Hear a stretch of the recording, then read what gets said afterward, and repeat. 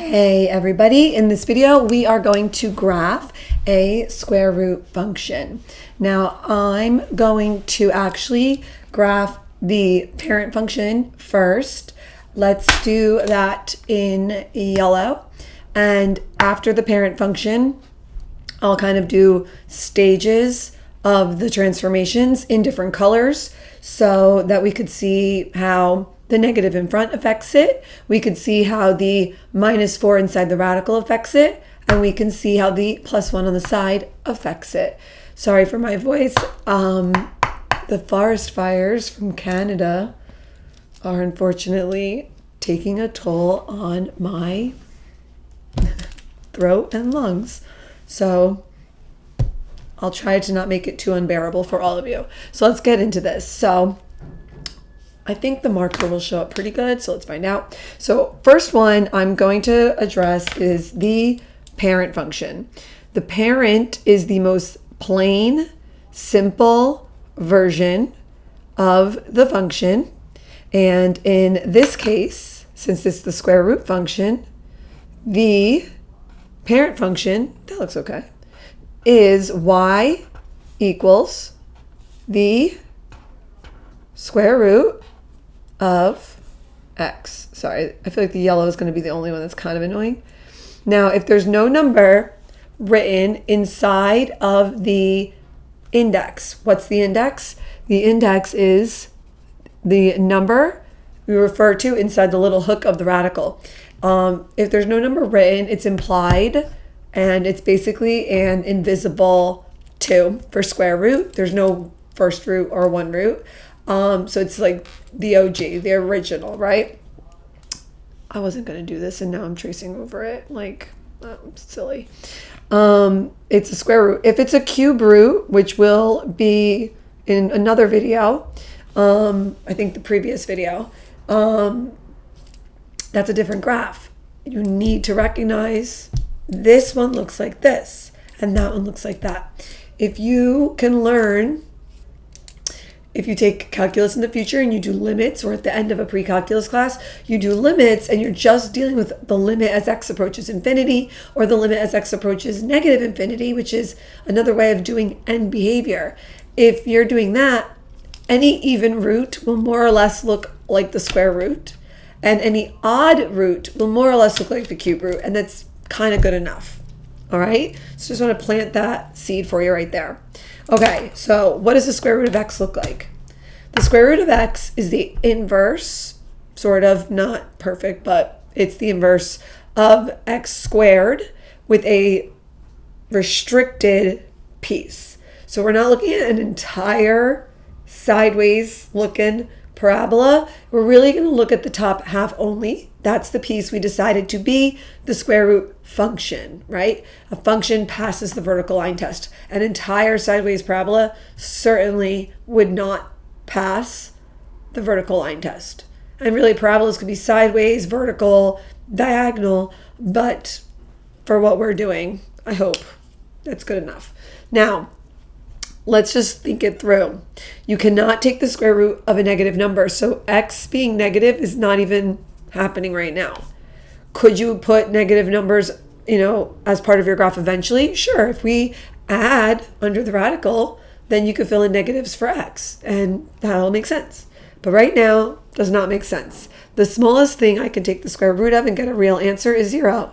And the square root of 0 is 0. I'm going to trace over it in the pen in a second. Next, there are certain numbers that are easier to take the square root of than others. Can I take the square root of 1 for x? Sure. 1 for x means the square root of 1 is 1. You got a point right there. The next number would be 4. So I already, from here, from 0, 0, the origin, I went up 1 over 1. Well, the next number, the answer will be 2. The square root of what is 2? 4. So up 1 over 1, up 1, I'm already at the x value of 1, over 1, 2, 3. Now I'm at 4, and the square root of 4 is 2. Perfect. Next, the next answer should be 3. The square root of what is 3? The square root of 9. I'm already at 4, so how far to the right do I need to go to get above 9 as an x value. 5. So up 1 over 1, up 1 over 3, up 1 over 1, 2, 3, 4, 5. If I needed another point, over 1, over 3, over 5. Do you know how far over we'd go? You guessed it, 7.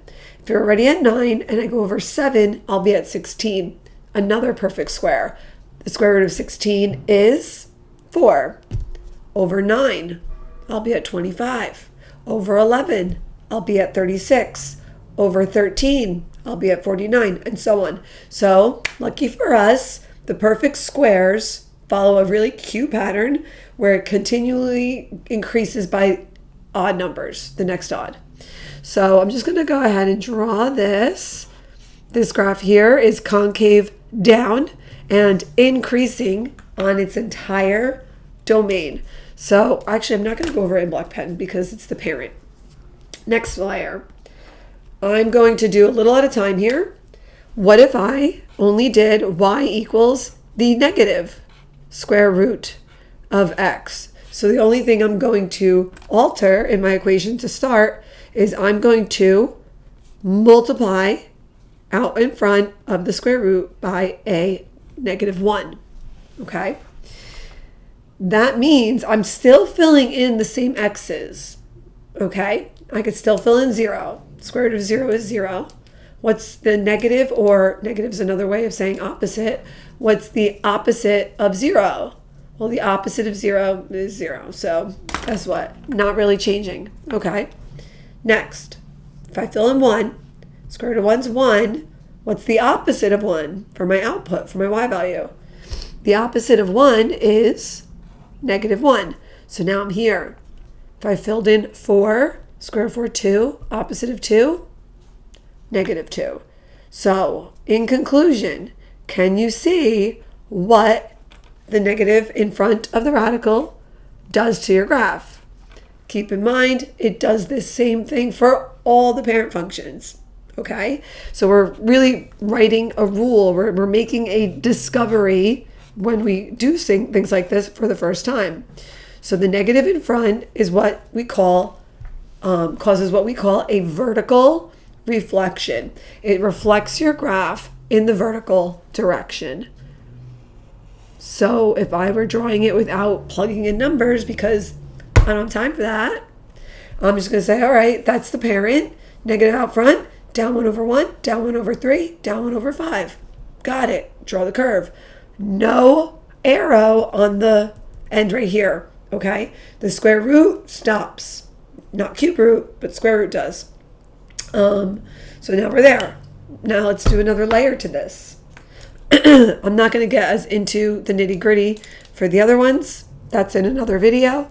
But y equals negative square root of x plus, not plus, that's unfortunate. Do I have white out? X minus 4. Very careful. What does a -4 inside of the radical do to the graph? What does subtracting a numerical value under the radical, or wherever x is stationed, what does that do to the graph?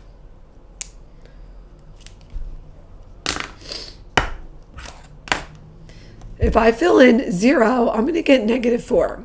Can I take the square root of a -4? I could, but I get an imaginary answer, right? Too high.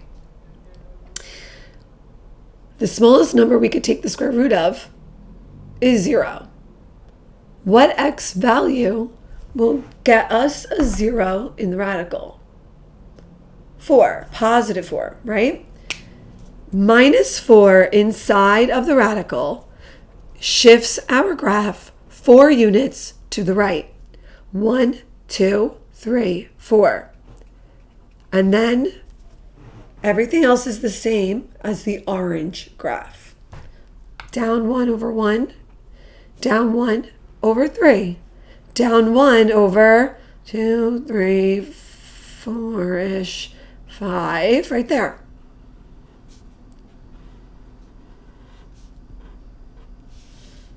So it's the exact same, believe it or not, as the orange graph. It's the exact same as the yellow graph, but the yellow got reflected, and then from the orange to the green, we shifted. So that was a translation, not like translating languages, but translate like a sliding something over, or a shift to the right 4 units.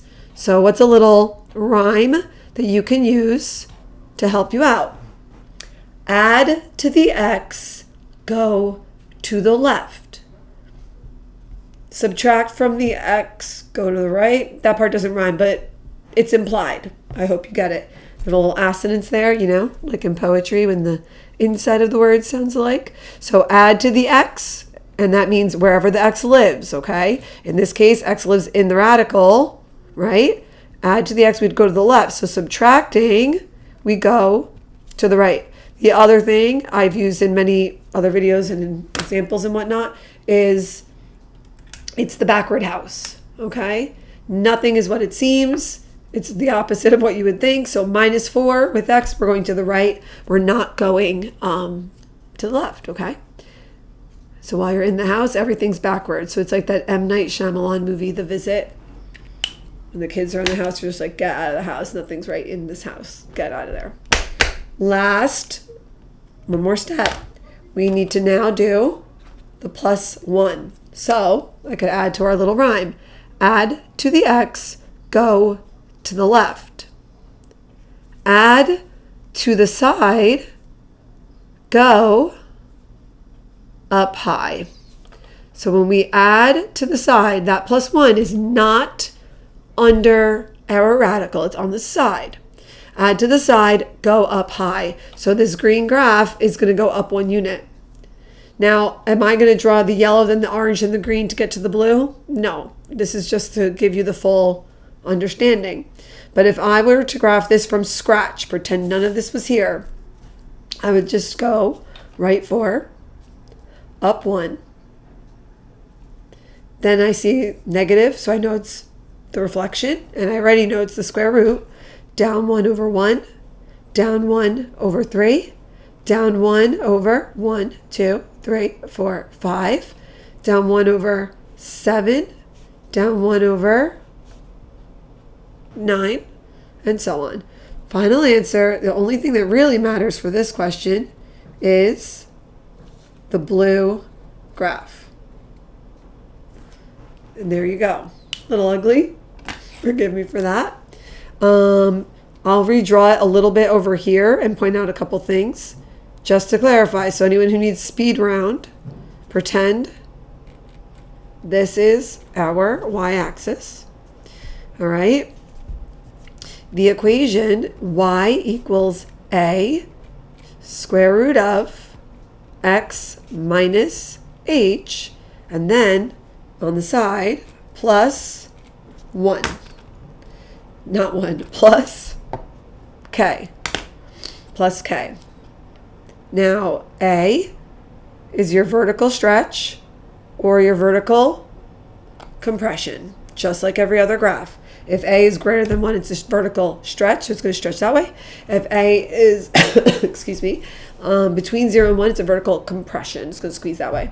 If A is negative, it's a vertical reflection. Minus H, this part here is going to shift left, right.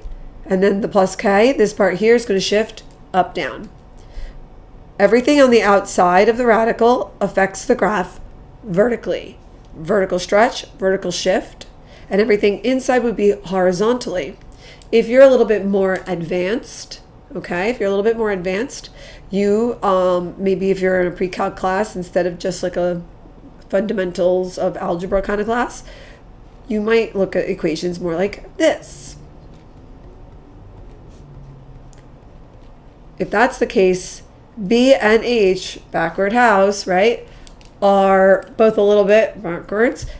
-4 would move right 4.